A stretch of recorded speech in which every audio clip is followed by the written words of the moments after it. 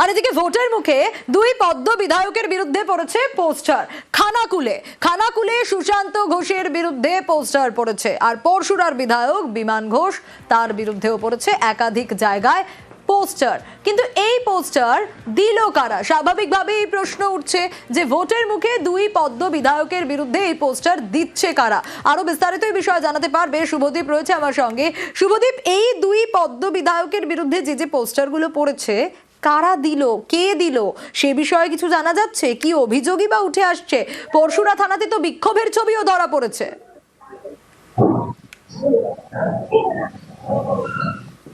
দেখো সোনিয়া, ঠিক কারা এই পোস্টার দিয়েছে সে বিষয়ে কিন্তু এখনো কোনো স্পষ্ট নেই, কারণ পোস্টারের নিচে বিশেষ কোনো নাম বা রাজনৈতিক কোনো দল বা কোনো ব্যক্তি দিয়েছেন বলে লেখা নেই। তবে রাতের অন্ধকারে এই পোস্টার দেওয়া হয়েছে। যেটা অভিযোগ উঠছে পরশুরায় বিজেপি বিধায়ক বিমান ঘোষের বিরুদ্ধে, যেটা অভিযোগ উঠছে তিনি নাকি মন্দির ভেঙে পেট্রোল পাম্প করেছেন, তিনি ধর্মের রাজনীতি করেন, এই নিয়ে তার বিরুদ্ধে অভিযোগ তোলা হয়েছে। উল্টো দিকে খানাকুলের যে বিজেপি বিধায়ক রয়েছেন সুশান্ত ঘোষ, তার নামেও নারী ঘটিত বিভিন্ন সম্পর্কের অভিযোগ তোলা হয়েছে। তাকে অত্যন্ত কুৎসিত ভাষায় পোস্টারে তাকে লেখা হয়েছে। আর এ নিয়েই কিন্তু দুই জায়গাতেই, খানাকুল পরশুরা দুই জায়গাতেই আলাদাভাবে বিক্ষোভ দেখায় বিজেপির কর্মী সমর্থকরা, এবং তারা স্পষ্ট অভিযোগ তুলছে তৃণমূলের দিকে।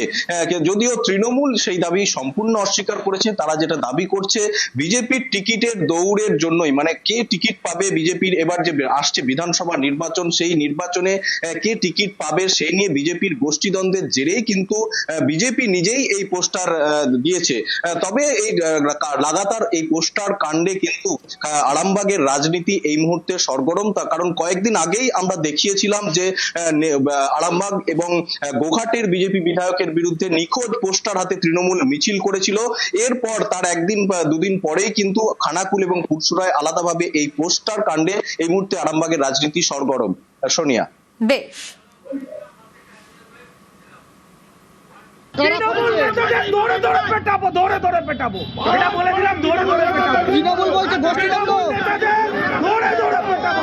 পুলিশ কত আছে দেখে না দাদা, তৃণমূল মনে হয়েছে দাদা, তৃণমূল বলছে এটা বিজেপির গোষ্ঠীদ্বন্দ্বের কারণে। বিজেপির গোষ্ঠীদ্বন্দ্ব কালকে কিছু পুলিশ চেক করা, পুলিশ এখনই চেক করা।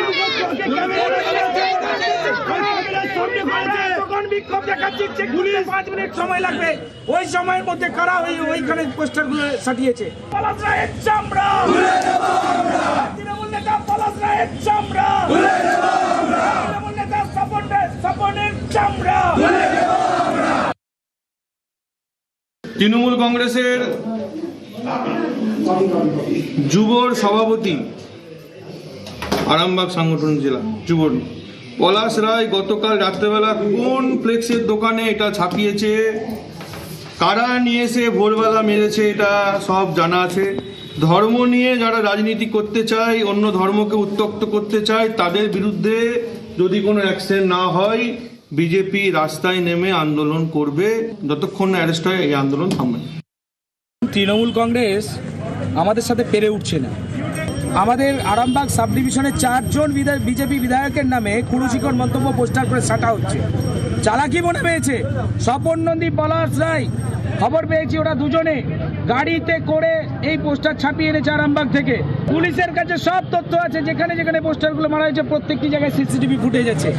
কারা এই অপরাধের সাথে যারা যুক্ত আছে তাদেরকে খুঁজে বের করে তাদের শাস্তির ব্যবস্থা করতে হবে, নাহলে কিন্তু আমরা ছেড়ে কথা বলবো।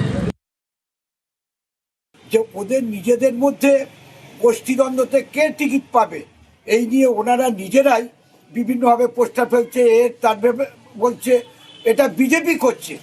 তৃণমূল এত কুরুচিকর কাজ করে না, কুকীর্তিগুলো ঢাকার জন্য তৃণমূল কংগ্রেসের উপর চাপাচ্ছে। আমি ওনাদের বলবো যে আপনারা উন্নয়ন করুন, মানুষের কাজ করুন, মানুষ নিশ্চয়ই যারা উন্নয়ন করবে তাদের দেখবে। তৃণমূল কংগ্রেসের খেয়ে দেয়ে কাজ নেই যে এইরকম এই লুম্পেন ছোট লোকদের বিরুদ্ধে এরা এরকম ভাবতে হবে বা করতে হবে। এটা সামনে ভোট আসছে, 5 বছর এই বিধায়ক কিছু কাজ করেনি, প্রচারের আলোয় থাকতে হবে। কারণ আমি পোস্টারটা দেখলাম, আমরা একদম যে গ্রাফিক্সের কাজ করা আছে সুন্দরভাবে, একদম মানে এত টাকা তৃণমূল দলের নেই যে এই একটা পুরুলজালি বিধায়কের বিরুদ্ধে খরচা করে পোস্টার করাতে হবে। তৃণমূলকে গালিগালাজ করা বা কালিমালিপ্ত করা বন্ধ করুন। আইনের দরজা সবার জন্য খোলা আছে। আমি উপদেশ দেবো আইনের পথে যান, আইন সকলের জন্য। জলপাইগুড়ি